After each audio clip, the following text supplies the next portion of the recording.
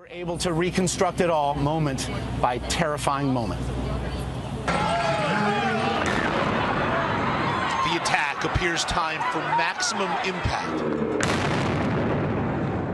Just before 2:50 p.m. on April 15th, this is the viewpoint seen by many of the 26,000 runners. On April 15th, 2013, 2 explosions went off near the finish line of the Boston Marathon, one approximately 4 hours after the start of the race, and the other just seconds later, killing 3 people and injuring more than 170. 3 days after the bombing, the FBI announced that Dzhokhar Tsarnaev and his older brother Tamerlan were suspects in the case, and released photos and videos of the brothers. That evening, police were called to the Massachusetts Institute of Technology campus, where 26-year-old university police officer Sean Collier had been fatally shot. Media reports covering the incident stated that investigators believed that the Tsarnaev brothers were responsible for the shooting of Collier. The brothers then reportedly carjacked a vehicle and fled to Watertown, Massachusetts, where a gunfight ensued following a police chase in the early hours of April 19, 2013. Oh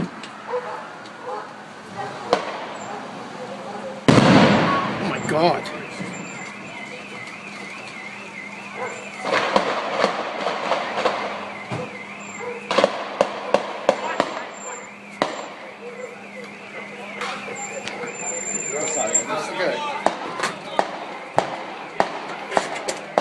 That might save my life. Huh? That might save my life, keeping the door open. There you go. So there's a guy in the corner there. This is no bullshit, man. Fucking. Tamerlan Tsarnaev was shot and killed by police in the shootout. Later that day, Dzhokhar Tsarnaev was captured after reportedly hiding in a boat in the yard of a private property in Watertown. After reportedly being shot multiple times by police, he was taken to a Boston hospital to be treated for injuries, including a neck wound that some investigators believed was self-inflicted. Some newspaper and magazine covers, such as this one by the Rolling Stones, was controversial, as it was made to convince people that Dzhokhar Tsarnaev was a typical innocent college student who had just been raised by a bad family. However, authorities discovered a note from Dzhokhar that he had carved into the boat that he had been hiding in. The note stating, "The U.S. government is killing our innocent civilians, but most of you already know that. As a Muslim, I can't stand to see such evil go unpunished. We Muslims are one body. You hurt one, you hurt us all. Well, at least that's how Muhammad wanted it to be. We are promised victory, and we will surely get it." The Rolling Stones cover of Dzhokhar can be found as problematic for many people. For example, Ed Kelly, president of the Professional Firefighters of Massachusetts, called it insulting. Kelly claimed the cover photo of the Rolling Stone made Dzhokhar seem like an innocent child. Kelly said, "He gave up any innocence he had on April 15th, when he took the life of an innocent child, 2 women, and then went on to execute a police officer." Kelly also mentioned, "What he did to a city, a country, we're never going to forgive him for it. We're not going to cower from it. It disturbs us that our media chooses to celebrate it." And now, a big argument underway tonight. An iconic magazine under fire. Retailers pulling Rolling Stone from the shelves, saying it's one thing to seek out controversial covers, but should they draw a line on accused terrorists? ABC's Dan Harris takes us into the debate. This Rolling Stone cover featuring Dzhokhar Tsarnaev with his doe eyes and fashionably unruly mane is being greeted in Boston tonight with a hot blast of anger.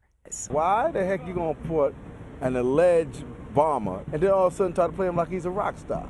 By putting this guy on the cover, we're giving him what he wants, and what he wants is fame. And seen in this chilling picture, looming near 8-year-old Martin Richard, who lost his life, and the Norden brothers, who each lost a leg. Why are we going to publicize a guy who destroyed people's lives? It doesn't make any sense to me.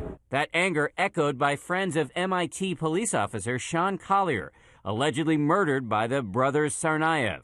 I was appalled. I was appalled to see that they would treat him as a celebrity, as a star. Tonight, Rolling Stone is defending its cover, saying the fact that Jahar Tsarnaev is young and in the same age group as our readers makes it all the more important for us to examine the complexities of this issue. The article itself is a rather sober affair, exploring how Jahar turned into a, quote, monster. But you won't be able to buy it in CVS or Walgreens, which just today said they won't sell it.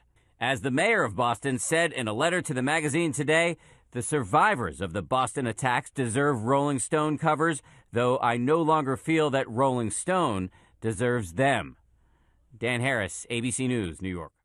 As you can see, almost every other newspaper or magazine cover does not glamorize the terrorists like the Rolling Stone magazine did. Many of the newspaper covers expressed emotions such as anger towards the suspects and sympathy for the victims and their families, two things that the Rolling Stone magazine cover did not. Instead, they decided that Dzhokhar deserves to be on the front cover of one of the most iconic and popular magazines in the United States. The Rolling Stone magazine cover belongs to music stars and celebrities, not terrorists. Another problem with the coverage of the Boston bomber is that people were protesting that Dzhokhar Tsarnaev should not receive the death penalty. On the day of Dzhokhar's trial, many people were seen on the street holding signs that read, "Death penalty is murder," and another sign that read, "Will another murder bring us peace?" However, this is not about murder. This trial is about justice that needs to be served. Dzhokhar was convicted on 30 counts. 17 of them were eligible for the death penalty. Many people around the United States feel that Dzhokhar should be given the death penalty, considering he killed 3 people and injured more than 200. He used a weapon of mass destruction, and his intent was to kill and harm as many people as he could. The news cover that has the chair, which it is used for the lethal injection as the cover, is waiting for him. Another controversial problem that occurred with the Boston Marathon bombings was that many Republican senators were pressuring President Obama to try Dzhokhar Tsarnaev as an enemy combatant. However, if Dzhokhar Tsarnaev was to be tried as an enemy combatant, that would be illegal under U.S. law. The law states that United States citizens cannot be tried in military commissions. Despite that law, key Republican senators such as Senator Kelly Ayotte, Senator Lindsey Graham, and Senator John McCain all expressed their opinions as to why Dzhokhar should be tried as an enemy combatant. Part of the reason why this would not be legal is because there is no evidence regarding Dzhokhar was an affiliate or heavily supported terrorist groups such as the Taliban and Al-Qaeda. It is important to remember that since 9/11, we have used the federal court system to convict and incarcerate hundreds of terrorists, he said. White House spokesperson Jay Carney said, "The system has repeatedly proven that it can handle the test that we continue to face. This is absolutely the right way to go and the appropriate way to go."